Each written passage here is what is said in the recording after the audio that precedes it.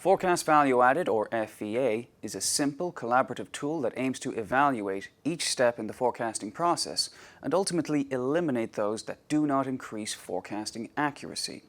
FVA does this by expanding the forecasting process to include insights from other departments, such as marketing and sales. So, today, we will ask and answer 3 simple questions. 1. How does one perform an FVA analysis? 2. Does it work?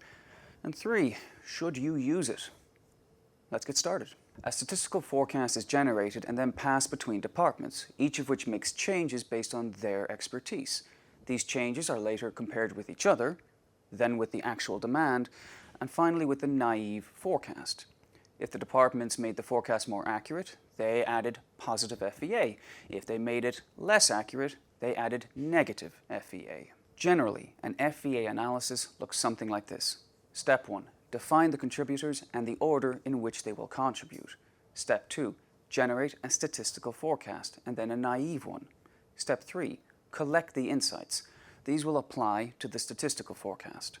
Step 4. Calculate the FVA for each contributor at each step of the process. And lastly, Step 5. Optimize the forecasting process, first by eliminating the touch points that decreased accuracy. Secondly, augment the touch points that increase accuracy. In practice, an FAA timeline looks something like this. As you can see, the company's statistical forecast goes through several overrides, including a consensus forecast stage. It is not uncommon for an FAA analysis to even include an executive phase where upper management validates the consensus forecast. Once the company has the actual demand data, a backtest can be performed to determine how much accuracy was increased or decreased at each stage. A sample backtest looks like this. In this stair-step report, the positive or negative FVA for each override can be compared to every other override. Here, the evaluating metric is MAPE, mean average percentage error. For example, the statistical forecast lowered error by 5%, compared to the naive forecast. Hence, it contributed positive FVA. However, the consensus forecast overall contributed significant negative FVA. I can only cover 3 major points today. For a much longer analysis of FVA, please consult our FVA article, link in the description below. Point number 1. FVA is predicated on the notion that multiple and even consensus interventions can add positive value. Furthermore, FAA believes that this value is distributed throughout the company. However, Makrodakis et al. Indicate that the best forecasting models leverage advancements in machine learning technology, in other words, limiting human involvement. Furthermore, during the recent M5 competition, in which contestants had to forecast demand for the largest retailer in the world by turnover, Walmart, the winning model was developed by a student with very little sales or even forecasting experience. Again, this indicates that we might overestimate the role of market insight in demand forecasting.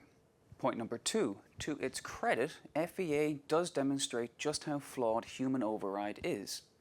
FVA has the ability to show people with cold, hard numbers that their insights don't increase forecasting accuracy, and for that, it definitely does have a once-off utility. However, as a recurring practice, it suffers from a very large limitation, which brings me very neatly to point number 3. FVA presumes that greater forecasting accuracy is worth pursuing, when in fact there are myriad situations in which greater accuracy comes at considerable costs, both directly and indirectly. A forecast could be 5% more accurate, but through associated costs, result in significantly lower profits.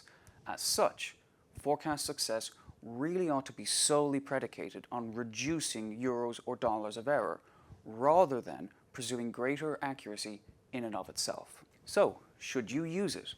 One could use FVA as a one-time competence or incompetence test of one's current forecasting protocols. This, however, does not validate the idea of routinely turning to non-specialists for manual input on the forecasting process.